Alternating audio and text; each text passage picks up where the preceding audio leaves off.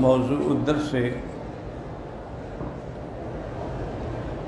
ان اللہ تعالی قسم الخبیثات للخبیثین والطیبات للطیبین، سورۃ النور، تفسیر ابن کثیر۔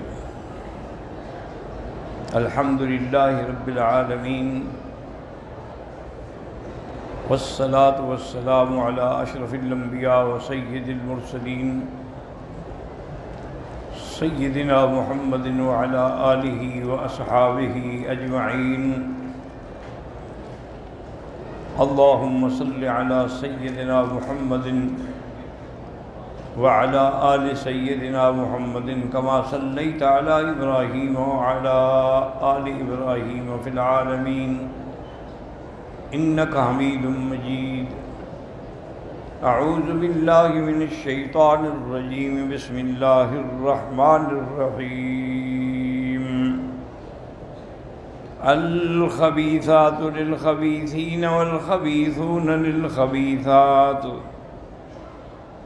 والطیبات للطیبین والطیبون للطیبات، اولئک مبرؤون مما یقولون لهم مغفرۃ ورزق کریم۔ قال المؤلف والمفسر رحمہ اللہ تعالی ادام النفع بعلومہ وعلومکم فی الدارین آمین، الی ان قال ابن عباس الخبیثات من القول للخبیثین من الرجال۔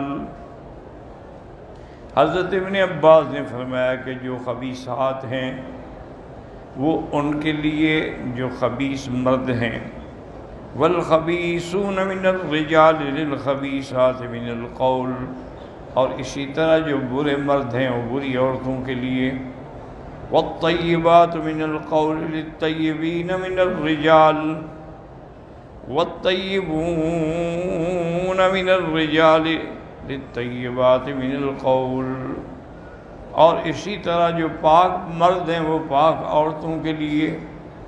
وَنَزَلَتْ فِي عَائِشَةَ وَأَهْلِ الْإِفْكِ، یہ آیات مبارک بھی اسی زمن میں نازل ہوئی، سب سیدہ عائشہ صدیقہ پہ بہتان باندھا گیا۔ وَهَكَذَا رَوَى عَنْ مُجَاهِدٍ وَعَطَاءٍ وَسَعْدٍ بْنِ جُبَيْرٍ وَالشَّعْبِي وَالْحَسَنِ الْبَصْرِي وَحَبِيبِ بْنِ أَبِي ثَابِتٍ وَالضَّحَّاكِ، وَاخْتَارَهُ ابْنُ جَرِيرٍ وَوَجَّهَهُ بِأَنَّ الْكَلَامَ الْقَبِيحَ أَوْلَى بِأَهْلِ الْقُبْحِ مِنَ النَّاسِ، کہ گندی بات جو ہے وہ گندے لوگوں کو اچھی لگتی ہے۔ وَالْكَلَامُ الطَّيِّبُ أَوْلَى بِالطَّيِّبِينَ مِنَ النَّاسِ، اچھی بات جو ہے وہ اچھے مردوں کے لیے، اچھے لوگوں کے لیے ہے۔ فما نسبہ اہل النفاق الی عائشہ من کلام ہم اولی بہ، اور جن لوگوں نے سیدہ عائشہ پہ تہمت لگائی وہ بھی انہیں برے لوگوں میں جو بری باتیں کرتے ہیں۔ وہی اولی بالبراءۃ والنزاہۃ منہم، حالانکہ بی بی صاحبہ جو ہیں وہ ہر لحاظ سے پاک ہیں۔ وَلِهَذَا قَالَ تَعَالَى أُولَئِكَ مُبَرَّؤُونَ مِمَّا يَقُولُونَ۔ وقال عبد الرحمن بن زید بن اسلم الخبیثات من النساء للخبیثین من الرجال، والخبیثون من الرجال للخبیثات من النساء، والطیبات من النساء للطیبین من الرجال، والطیبون من الرجال للطیبات من النساء، وهذا أيضا يرجع إلى ما قاله أولئك باللازم، أي ما كان الله ليجعل عائشة زوجة لرسول الله صلى الله عليه وسلم إلا وهي طيبة، لأنه أطيب من كل طيب من البشر۔ تو یہ ساری چیزوں کے بعد یہ بات واضح ہو گئی کہ بی بی عائشہ پاک ہے، چونکہ بی بی عائشہ کو اللہ نے حضور کی بیوی بنایا ہے، تو لازم بات ہے کہ بی بی پاک ہے کیونکہ حضور پاک ہے۔ وَلَوْ كَانَتْ خَبِيثَةً، نعوذ باللہ، اگر بی بی عائشہ بری ہوتی، لَمَا صَلُحَتْ لَهُ لَا شَرْعًا وَلَا قَدْرًا، تو ان کے لیے تو پھر مناسب بھی نہیں تھی، ولہذا قال تعالی اولئک مبرؤون مما یقولون ای ہم بعداء عما یقولہ اہل الافک والعدوان۔ بی بی عائشہ بہت پاک ہیں جو یہ ظالم کہہ رہے ہیں، اور ان کے لیے بی بی صحابہ کے لیے اور ان جیسے لوگوں کے لیے لہم مغفرۃ ای بسبب ما قیل فیہم من الکذب، ان پر جو تہمت لگی اس کی وجہ سے بھی اللہ نے ان کی مغفرت کر دی۔ ورزق کریم عند اللہ فی جنات النعیم وفیہ وعد بان تکون زوجۃ رسول اللہ صلی اللہ علیہ وسلم فی الجنہ۔ اب یاد رکھیں کہ اس آیت کے بارے میں دو قول ہیں مفسرین۔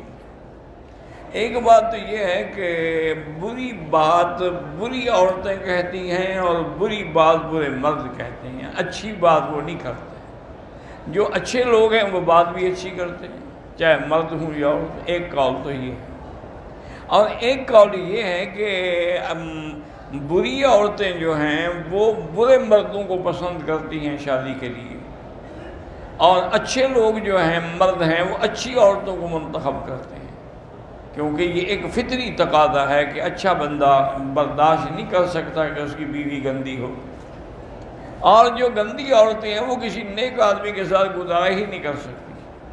تو اس لیے ہر آدمی اپنی فطرت کے مطابق، ہر آدمی اپنی جنس کے ساتھ تعلق رکھتا ہے۔ مند ہم جنس با ہم جنس پرواز، کبوتر با کبوتر باز با باز، ہر چیز اپنی جنس کو پسند کرتی۔ تو ان ساری باتوں کے بعد یہ بات ثابت ہو گئی کہ جب اللہ نے بی بی عائشہ کو حضور کے لیے چن لیا ہے تو اس کے پاک ہونے میں کوئی شک ہے؟ نعوذ باللہ، اگر وہ طیبہ نہ ہوتی، طاہرہ نہ ہوتی، پاک نہ ہوتی تو اللہ پاک نبی کے لیے اس کو کیسے منتخب کرتے؟ تو اس لیے ان آیات میں ان لوگوں کی بھی مذمت ہے جنہوں نے تہمت لگائی۔ قال ابن ابی حاتم حدثنا محمد بن مسلم قال حدثنا ابو نعیم قال حدثنا عبد السلام بن حرب ان یزید بن عبد الرحمن عن الحکم باسنادہ الى یحیی بن الجزار قال جاء اسیر بن جابر الى عبد اللہ فقال قد سمعت الولید بن عقبہ تکلم اليوم بکلام اعجبنی۔ ایک آدمی آیا حضرت عبداللہ کی خدمت میں، وہ کہنے لگا کہ میں نے ولید بن عقبہ سے آج ایک بات سنی ہے جو مجھے بڑی پسند آئی ہے۔ فقال عبداللہ ان الرجل المؤمن يكون في قلبه الكلمة الطیبہ تتجلجل في صدره ما يستقر حتى يلفظها فيسمعها الرجل عنده يتلوها فيضمها إليه۔ انہوں نے فرمایا بالکل آپ نے اچھا سنا ہے، کیونکہ جن کے دلوں کے اندر اچھی بات ہوتی ہے ان کے سینوں میں وہ بالکل کھٹک رہی ہوتی ہے جب تک کہ وہ بیان نہ کر دیں۔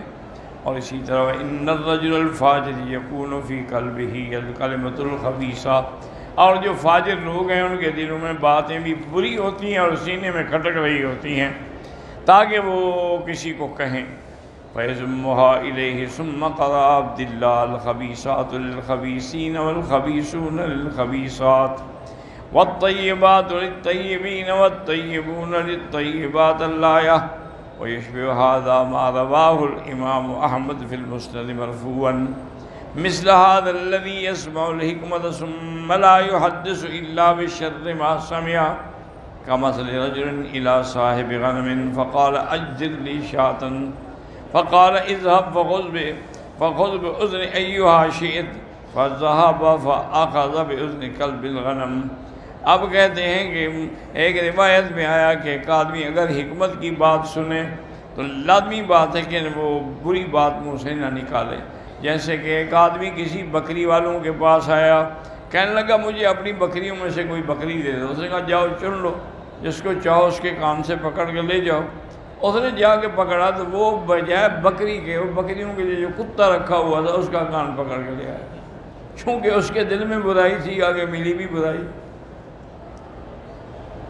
وفی الحدیث الآخر الحکمت ضالۃ المؤمن حیث وجدها اخذها۔ حکمت کی باتیں جو ہیں گویا کہ وہ مومن کی میراث ہے، جہاں سے بھی ملے اس کو لینا چاہیے۔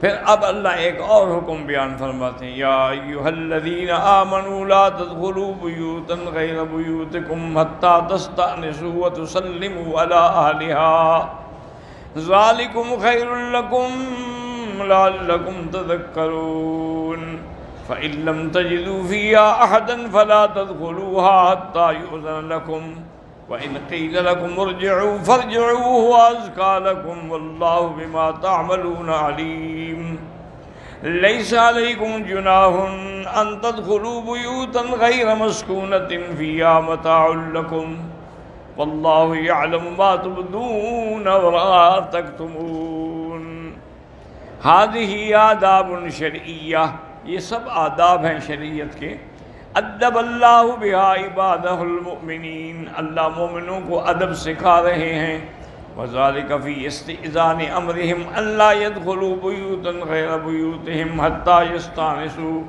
اپنے گھر کے علاوہ کسی دوسرے گھر میں داخل نہ ہوں جب تک کہ سلام کریں، اس کو بتائیں کہ میں کون ہوں۔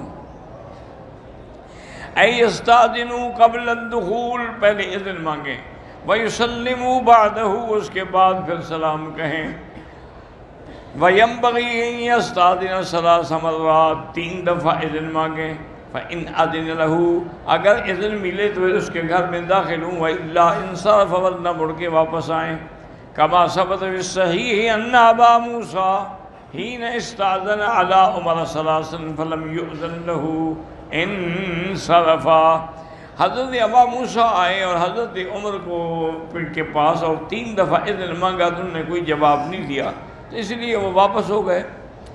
تو جب وہ واپس کا جانے لگے تو آپ نے فرمایا کہ بھئی وہ کہاں ہے عبداللہ ابن قیس جو اجازت لے رہا تھا، اذنوا اس کو اجازت دو، آئے میرے پاس، فطلبوه وجدوه قد ذهب، انہوں نے کہا حضرت وہ تو چلا گیا۔ آپ نے فرمایا فلما جاء بعد ذلك فقال ما ارجعك، آپ نے فرمایا تم کیوں واپس چلے گئے تھے؟ قال انی استاذنت ثلاثا فلم یؤذن لی، میں نے 3 دفعہ اذن مانگا، جب اجازت نہیں ملی تو میں واپس چلا گیا۔ وانی سمعت النبی صلی اللہ علیہ وسلم، میں نے حضور پاک سے یہ حدیث سنی ہے، اذا استاذن احدکم ثلاثا فلم یؤذن له فلینصرف، کہ 3 دفعہ اذن مانگے، اگر اجازت نہ ملے تو واپس لوٹ جائیں۔ فقال عمر لتأتینی علی ھذا بینۃ والا اوجعتک ضربا، انہوں نے کہا اچھا تم نے حدیث سنی ہے نا تو جاؤ گواہ لے کے آؤ کہ واقعی حضور کی حدیث ہے، ورنہ میں تمہیں کوڑوں سے ماروں گا۔ وذهب الى ملئ من الانصار وذكر لهم ما قال عمر، وہ آئے انصار صحابہ بیٹھے تھے، انہوں نے کہا مجھے تو حضرت عمر نے کہا تمہیں ماروں گا، مہربانی کرو مجھے بتاؤ۔